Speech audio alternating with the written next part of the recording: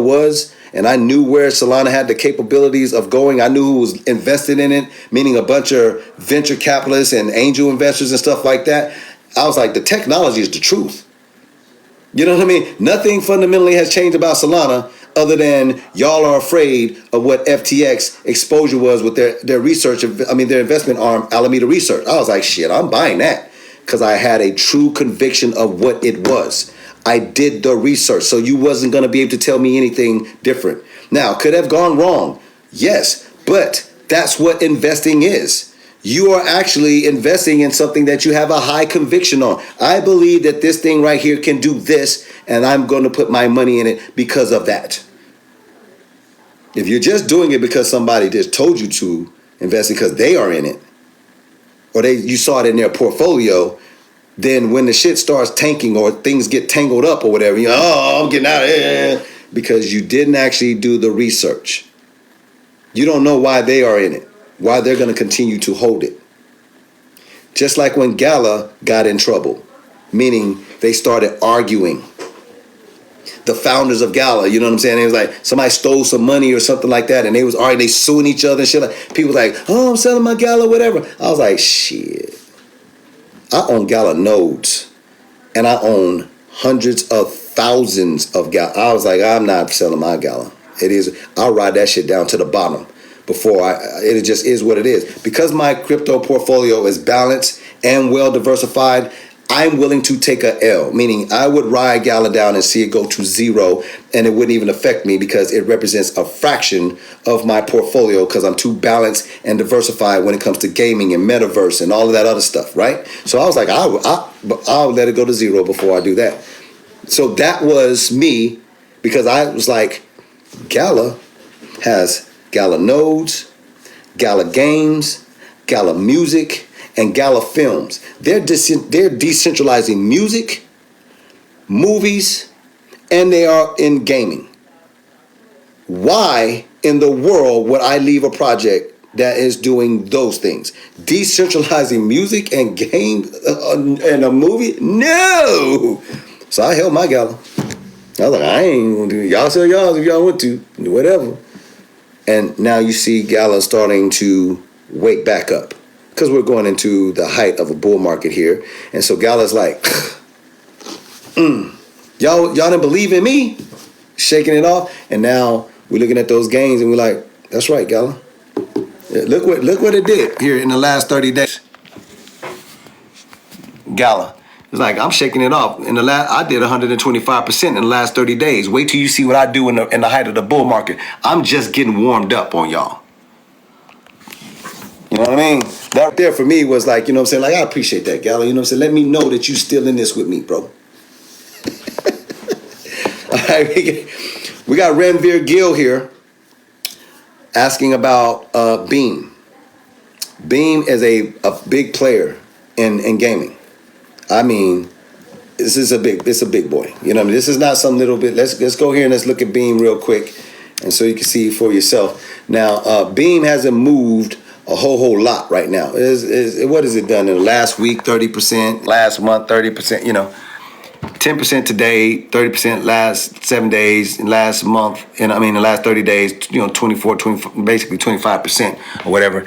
Beam has a $2 billion market cap, so it's not going to move as hard, as fast as something like, let me just go here and show you some gaming and metaverse plays right here in my portfolio. See? In the last 30 days, now you can see Gala shining. You see Wilder World over there. I was telling people about Wilder World in 2022. Newsflash, I was telling people about Wilder World when it was 2 and 3 cents.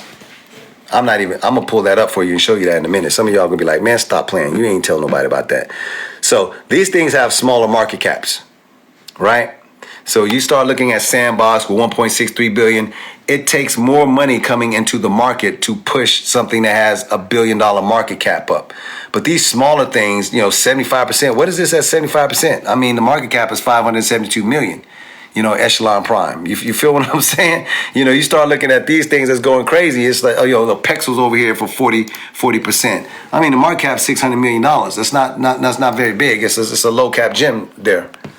It's pushing up to one of the boys here. In a minute, it'll be $1 billion. So you better pay attention to that. Let's see what I was buying in Wild World. I said I was buying Wild World at like a couple cents. Let me see if I'm telling the truth on that. I got one of my portfolios here. Let me see if did I pull it. Did I move it out of this and put it on my Tangent card? Because if it's on my Tangent card, it's not even going to show up. Let me see if I got a couple things here in my yeah, this is my KuCoin account right here.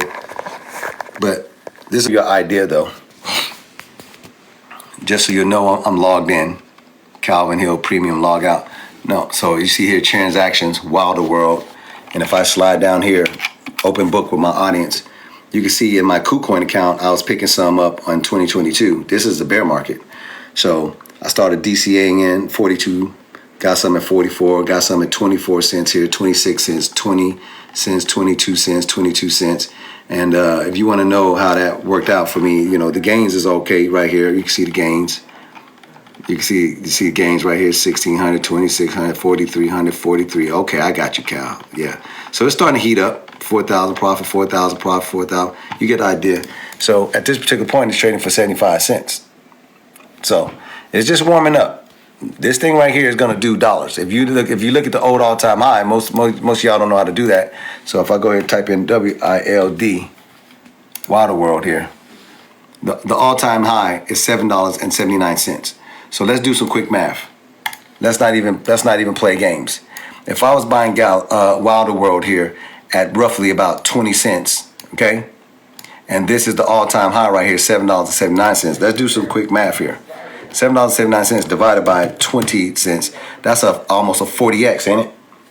So if you slide this over here and you go back over here and you look at the stuff that I was buying down here, 40 cents, that means I got it, 22, 20 cents and all that. That means the stuff you see right here, this right here is going to explode, isn't it? I ain't even, bro, y'all was doing that? I could show you some other accounts where I was buying Wilder World at 2 and 3 cents. But 20 cents is good. That makes my point. You get the idea. That's a 40x. Let me see what we got here. See what else we got going on. Somebody said, "Let me cry, bro." What about Credo Coin? I never heard of that one. Gano Ammo.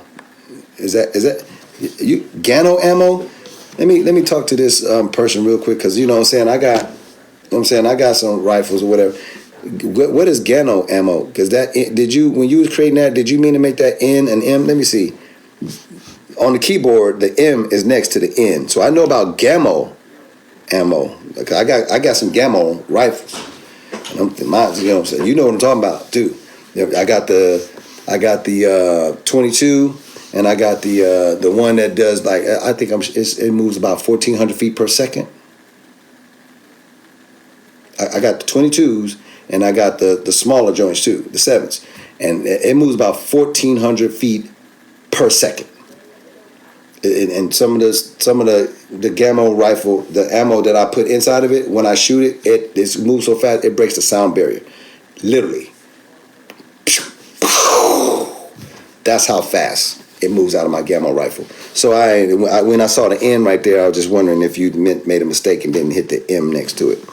But maybe I just need to research Gano ammo. I might have it wrong. But either way, I don't have a Credo coin. Somebody, Leo and something like that, somebody giving me some roses like, yeah, Calvin, I got Gamo ammo too. You know what I'm saying? I know exactly what rifles you're talking about. And they do break the sound barrier when they 1,400 feet per second. It's not a game. Let's see what we got here.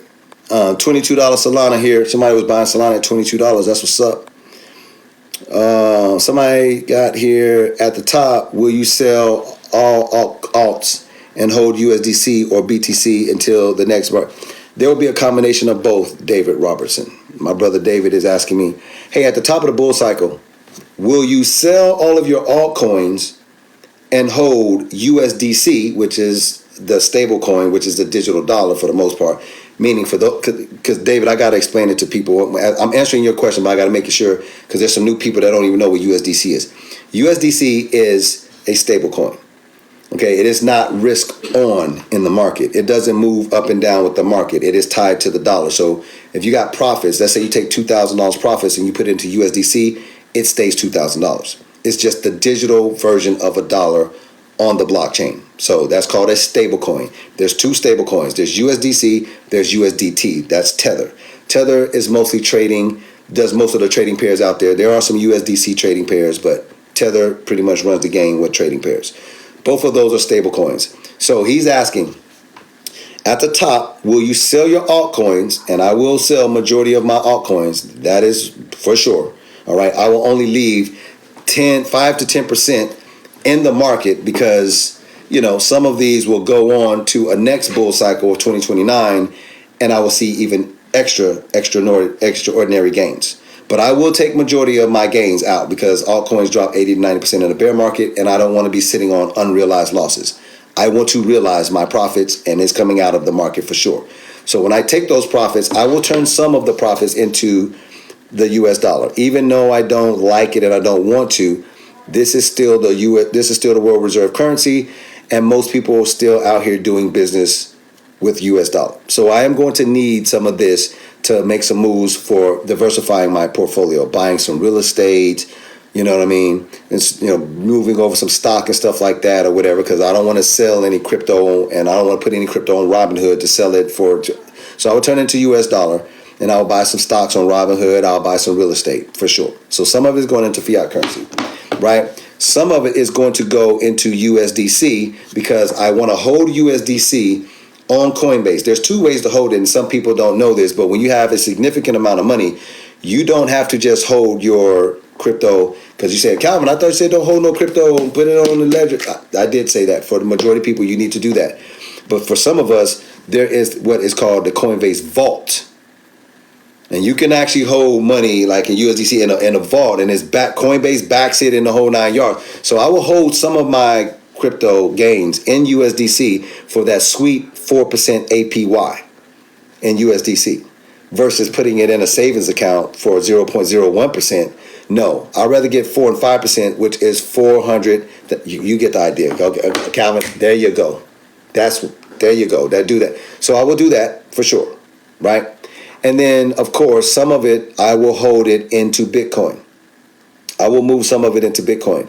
Well, why would you do that, Calvin? You're going to take the profits and then you're going to put some of it into Bitcoin because I understand what Bitcoin is. So even though I move some of the profits into BTC and in the top of 2025 or wherever the top of this bull market is going to be, I know that BTC will come down 30 to maybe 75%. I am not selling the Bitcoin. I'm like Michael Saylor. I know what not be said. So that is going to come down in BTC, but I know that this is an appreciating asset.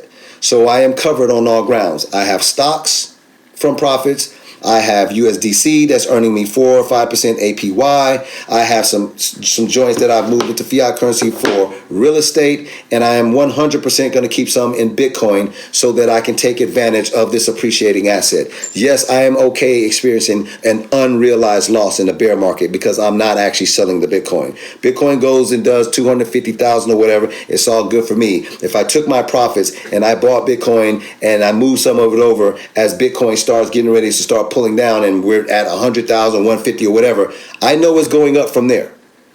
So I'm okay with it coming down as an unrealized loss because I'm not selling it. When it comes back up, I'm at a break even. And when it go, I'm good. At that particular point, I am ready to go. Calvin, I like the way you said that. I like the way you did that. So what is happening to my gains as the market falls down?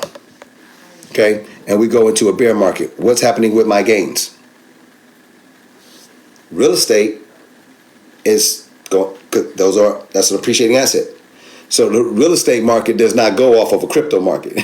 Real estate is real estate. Okay, so that asset is going to be appreciating for me, whether I'm in bear market or not. Real estate is real estate, so that's going to be doing things for me. And I'm not just talking about residential real estate. I'm talking about corporate real estate and stuff like that, and like malls and stuff like that. Calvin, now you're not finna buy no mall, brother. Yes, I am, but it's not the way you think I'm buying malls. You think I'm actually gonna go and try to find a mall that's actually up for sale or whatever. No, I'm gonna be using that in what's called REITs, real estate investment trust. If you don't have any REITs in your portfolio that pay you dividends, then you might want to just hear what I'm saying to you, because this is how you build wealth. So I will have, look, somebody giving me, they giving me flowers. They're like, ooh, this dude is great. I'm showing you what I'm doing with my money in the bear market so that you understand what's going to happen. When I take my profits, I'm just telling you where it's going. Stocks, bonds, real estate. That means brick and mortar type of real estate, 3-bedroom, 2-bedroom, condos, whatever, duplexes, quadruplexes, whatever. I'm gonna do that, but I'm also gonna be buying commercial real estate. That means I'm gonna be buying REITs, real estate investment trusts, that puts me into malls. You know what I mean? So when people go and they're shopping in malls and stuff like that, there's a lot of money being made from those malls, and they have to pay me a dividend for holding that. So I'm earning money there, right? So USDC is earning money. Real estate is earning money, right? I'm in stocks. I'm in Bitcoin, because that is going to continue to go up, right? Because I understand what it is. God, I like the way, shit, bro. And then when the bear market crashes all the way down, I'll have even more bread to buy that major bear market crash. I just gave everybody a plan that they can execute under their own will that will literally make you an insane amount of money. It will build your wealth up tremendously. And you don't have to listen to me, because I'm not a qualified, financial advisor. Remember, I'm just a middle-aged black man talking on TikTok. But if you are listening to me, and this shit sounds like it makes sense, you owe it to yourself to do some research on what I just said. Start with the REITs. And so what is it? REITs. REITs. Come on now. Talk to me now. Am I serious about helping my audience build wealth? I am. If you asking me, am I serious about helping my audience build wealth? I 100% am.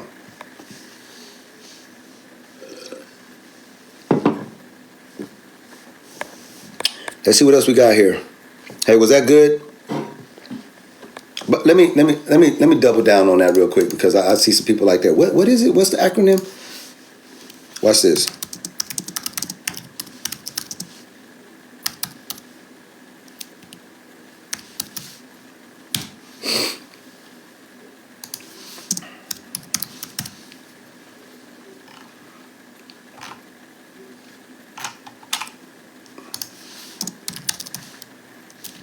This is gonna tickle somebody. Somebody's getting ready to laugh. Look at this.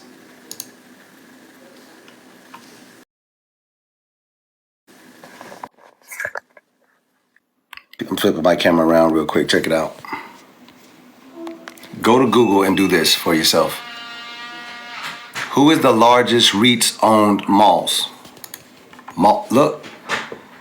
Simon Property Group, SPG, is the largest owner of shopping malls in the United States, with over 250 properties across North America, Europe, and Asia. These properties include some of the top 25 U.S. market based on population. The house more than 3,000 brands such as Gap, Victoria's Secret, Dick's Sporting Goods. Do you want to own that, is what I'm asking you.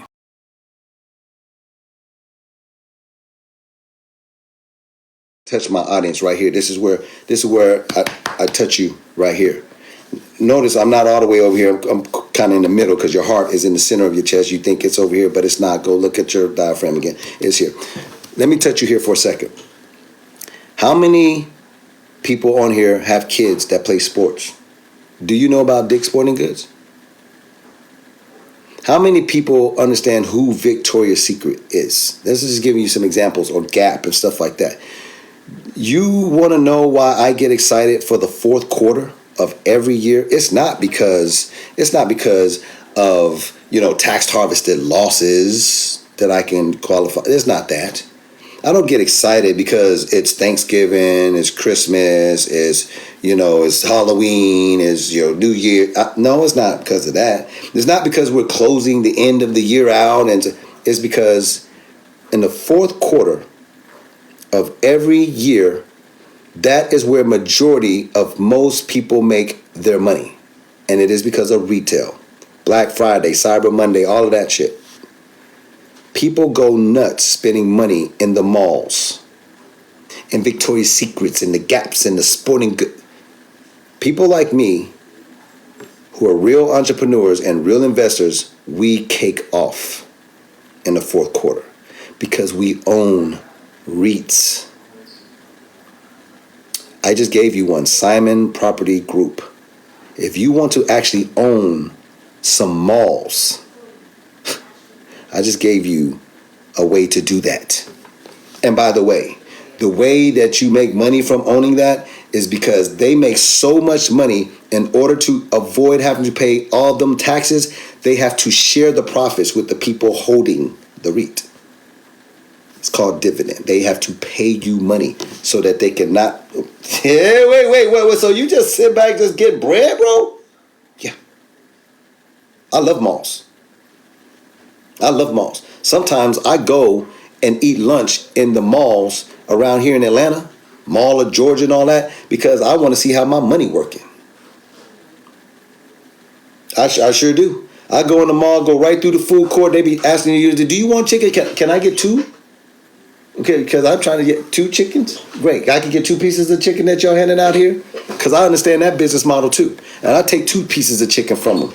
Because first of all, I know that they only paid, $7 to $10 for those chicken breasts, and they cut it all the way up, and they're charging plates that cost $10 to $12 plates. So they made an investment of $10 to $12 for 2 chicken breasts. They cut it all up, and then they're giving you a free sample, and you say, "Woo, that's good." And then you spend $10 to $12 per plate, and so guess what? You got 30 or 40 pieces of chicken on a plate. If I give 30 or 40 pieces of chicken away, my closing ratio is 3 to 5%. Newsflash, I am in profit. And because I understand how that works, because I'm a real entrepreneur, I take 2 pieces of chicken in the mall that I own.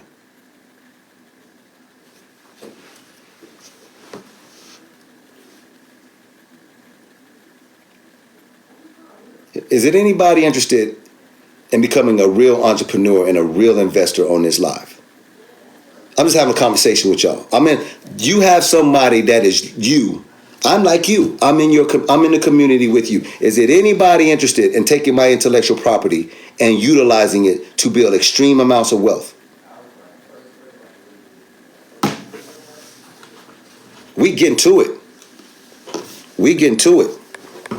So next time y'all go to a mall, y'all get you some Simon Property Group, get you some REITs, and you go to the mall and take 2 pieces of chicken. Don't be afraid. You get you 2 pieces of chicken. You know how this works. Carol, I know what y'all closing ratio is. I know y'all closing 3 to 5%. I'm going to do this on some of y'all didn't even realize that. He's like, I always wondered why they was giving away, chicken for free. I didn't even understand how that business model worked. I thought that was crazy. No, they spent $10 for 2 chicken breasts. That was their initial investment. They cut that chicken breast up to, let's call it 35 pieces of chicken on a piece of plate. Okay? 35 pieces of chicken. They give out 35 pieces of chicken. Newsflash. They are going to have a 5% conversion on the low end. That means that's 1.75 people coming in there for that chicken. And they are charging $12 a plate. They invested $10 and they're getting 21 back. Now, I can tell you, if the chicken is real good, that percentage goes up. Most of the time, if you watch, and I've sat there and watched, and I said, let me see how many pieces. I've done this before, because I'm an entrepreneur for real. I sat there in the food court and watched them come out with the plate and see how, and seriously, I'm weird like this, if y'all want to call it weird. And I sat down and made notes of how many pieces of chicken they gave out. That was 20 pieces. That was 23 pieces of chicken. From the 23 pieces of chicken, and I would sit there and watch how many people actually said, "Oh shit, I got," and then I would sit back and I would literally sit. Some people would close right away. Some people would take the chicken, keep walking, and then I would see them come back. So I was sitting there looking. I was like, Oh, that closing ratio, damn, that's like a 33% closing ratio. Wow. If I handed you $10, right? Or let me say it this way. If you handed me $10 and I gave you $21 back, how many times would you do that? How would you go find another $10 somewhere? You absolutely would. That's what they're doing. They're changing $10 into $30, $40, $20 all day long. So they be sitting there with that damn toothpick on their chicken. Yo, your chicken for you, chicken for you, chicken for you. You ain't got, yo, come on, I gotta get the damn chicken. They know their numbers, and I know their numbers because I'm a real entrepreneur. So I'm gonna get 2 pieces of chicken in my malls that I own. Slide in your mall and grab 2 pieces of chicken and don't even think about it. Somebody said, why not buy a REIT ETF like VNQ? Because that doesn't go with my diversification, and I appreciate that. So DeMonte King, we have an entrepreneur and an investment brother in here, said, hey Calvin, why not buy a real estate investment trust ETF like VNQ? So I don't know what VNQ is, but my answer would be, because it doesn't go in my portfolio for how I want to be diversified. When it comes to ETFs, I don't own Bitcoin ETFs because I bought my Bitcoin straight up off the exchange. I don't need BlackRock or VanEck or Fidelity to self-custody my Bitcoin. I'm good enough to do that myself, so I don't want that. The ETFs that I do own, though, is I own the Vanguard ETF. I own the ARK, and I own a couple ARK Invest ETFs, the W, the E, because ARK Invest names their ETFs by like, they have the E and they have the W and they have all kind of stuff, whatever. They have the flagship ETF. I own that, but I own the Vanguard ETF. I own all of those when it comes to ETFs. Because remember, I told you, everybody's investment strategy and journey is going to be different. So I own REITs and I don't own that one in an ETF because I'm already diversified when it comes to exchange traded funds. So that's great information, and I'm not discounting it. I'm just saying it doesn't go with my investment strategy and portfolio. And everybody needs to realize that's how it's going to be for everyone. Your portfolio is going to be bespoke. It will be very custom to you. So for anybody that got that information from our entrepreneurial brother, an investment brother, who said that ETF, if you don't have an ETF at all, maybe check that one out. It might be something that you want to put in your portfolio, and you got a blessing from someone leaving the comment in this community. It's good stuff. It's good stuff. I love it. I love it. I'm not the smartest person on here. Okay, I'm just one of them. All right. Let's see what we got here. How do beginners get into trading and not lost all my money? So the first thing you got to do is, and this is the first. Is this the first time or second time? Maybe I'm doing this. I'm gonna flip my camera around. I'm gonna show you that. I'm gonna show you how to get to my website where I have my crypto cheat guide. Brother, if you are a beginner at crypto, if you are an intermediate individual at crypto, okay, even if you are advanced, my crypto ebook helps because it reminds you of the basic stuff that you forgot a long time ago, and you will make mistakes. Do you know I was watching a YouTube video, and this is serious. I was watching a YouTube video the other day, and and he's a seasoned investor. He said he literally lost thousands of dollars because he didn't work out that day, so his body was groggy, whatever. He was kind of sleepy, and he was trying to diversify and balance his portfolio, and he was moving some stuff, and it was on the Ethereum blockchain. The projects he was in was on, and Ethereum takes a little bit longer than something fast like a damn Solana or Arbitrum, whatever. So he was like, I don't feel like waiting and doing all of that, and doing what we like to call the checklist of sending a small amount first. If you got $1,000, $10,000, $100,000, and you're going to send it to an exchange or somewhere, but send a test first. Send $5. Send $10. Make sure that's, okay, this is, okay, that went through, okay, cool. But he didn't want to wait for all that because he was tired, he was groggy, and he sent it to the wrong address. It's in crypto land. It's gone. Okay, so he, and he specifically said what it was. He was in dog with a hat. and he was up 500 and something percent. Newsflash. Dog with a hat is going to do somewhere between another 10 to 15x from where it is right now. He literally left tens of thousands of dollars on the table because of a mistake. You can't make those type of mistakes. Even if you are a seasoned crypto investor, that ebook reminds you of the shit that you totally forgot. Don't go messing up the basics. So I'm even talking to the experienced crypto people out here. Grab the ebook. It will save you a lot of money. Or not. It's totally up to you. So I'm going to flip my camera around, and for anybody that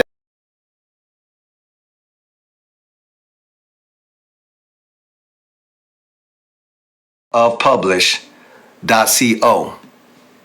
Power of publish.co.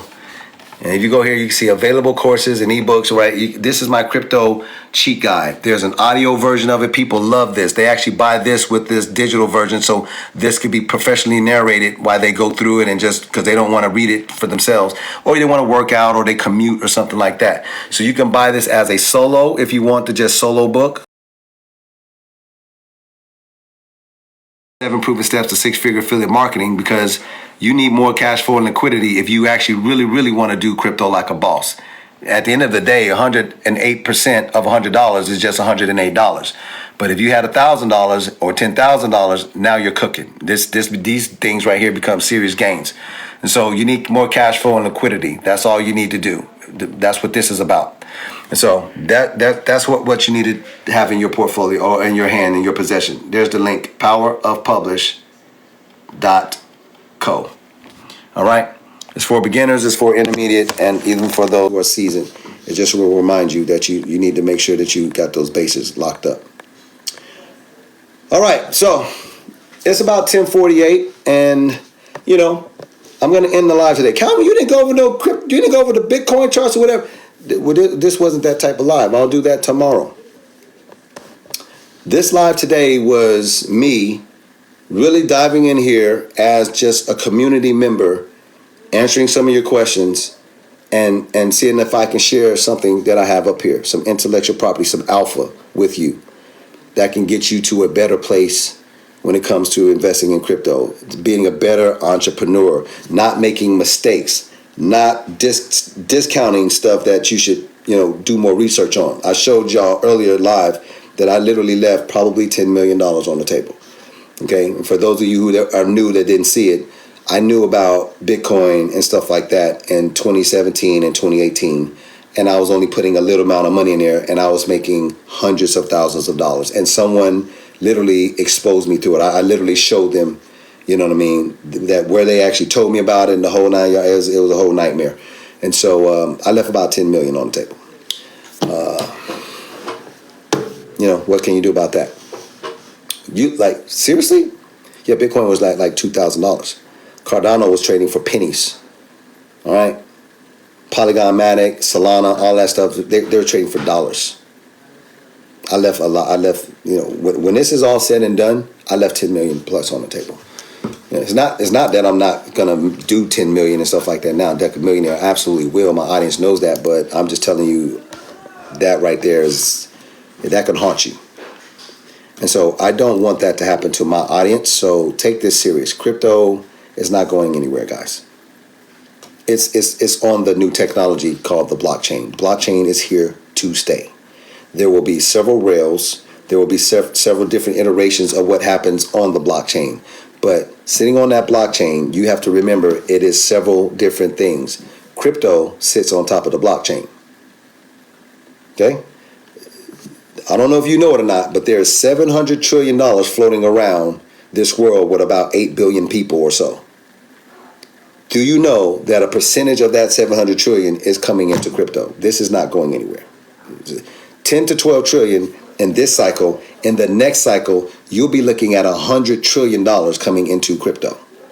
You can ignore what I'm saying to you. I don't want to argue with you. This is not a tongue wrestling session. Your job now is to go find out if I'm telling you the truth or not. We don't have to argue about it. If you don't go research it, you can just say, oh, I don't believe you and it's a lie, and then you only just get your side of the story. I would go fact check what I just said. 10 to 12 trillion in this cycle. 100 trillion in the next cycle. 2029. You don't have to believe me. But I digress. Bitcoin is not going to stay at $70,000. Bitcoin is going to $1 million. You don't have to. We're not going to argue. I'm just throwing this out here to see if you can go fact check it and see and learn about what this is really that's in your possession. So we know crypto is going to be worth 100 trillion. That's going to be a fact. Also on top of the blockchain is the metaverse. Go look it up. The metaverse will be $8 to $13 trillion by 2030. Just the metaverse, $8 to $13 trillion by the year 2030. The metaverse, it sits on top of the blockchain. Non-fungible tokens are going into the trillions of dollars. Talking about NFTs, bruh, ape pictures and stuff like that. No, you have a misunderstanding of what NFT technology is. A non-fungible token is something that has value that has been turned into a digital asset with a freaking contract on the blockchain, so you know that it is the authentic thing. Well, now that you understand the definition, we're not talking about clown and ape pictures no more. We're talking about your driver's license. We're talking about your medical records. We're talking about marriage licenses. We're talking about real estate documents. Non-fungible tokens are not just predicated to a damn picture on a phone that you think I got a bored ape. Stop it. You need to understand what this technology is. You see this timepiece right here? Okay? It's an Invicta. It's not a Richard Mille, whatever. I like Invictus. But here's what I need to know. For every timepiece, there are small imperfections in the bezel. If you want to know if you have the authentic thing, newsflash. They're going to take high-resolution images of the bezel. When you buy the timepiece, it comes with the NFT, so you know you have the authentic. This is what NFTs are going to be. This will be trillions of dollars. It sits on top of the blockchain. Web3 gaming will be literally $100 trillion industry. Because have you looked at gaming as a whole right now? And what we are, PlayStation and the PCs, that is going into augmented reality, virtual reality, mixed reality, the metaverse for gaming, and that means play to earn and all. That sits on top of the blockchain. Are you getting it yet? The blockchain is not going anywhere, and the thing sitting on top of the blockchains is going to create an insane amount of wealth for people who actually understand what it is. Not a game. Really not a game. You got to get this down, and you got to start understanding this right now. Crypto is just a small part of it. Crypto is just $2.6 trillion. That's Apple's entire market cap. Apple is bigger than all of crypto. Just Apple. Apple is one of 2,000 stocks in the S&P 500. Trillions of dollars with a T is in the S&P 500. Apple is bigger than the entire crypto market cap just by itself. I don't think people understand how much real money is out here and how much is going to start leaving what we call TradFi or traditional finance and coming into the new player. Once you start figuring this out and you whip your calculator out and you start doing the numbers, you be like, oh, wait, what? You'll stop playing with this immediately. You will stop playing games with this immediately. Or you can ignore what I'm saying and you don't have to do no research or anything like that, and you could just find out when everybody else finds out, at the top of the curve, the bandwagon, when everybody comes in and they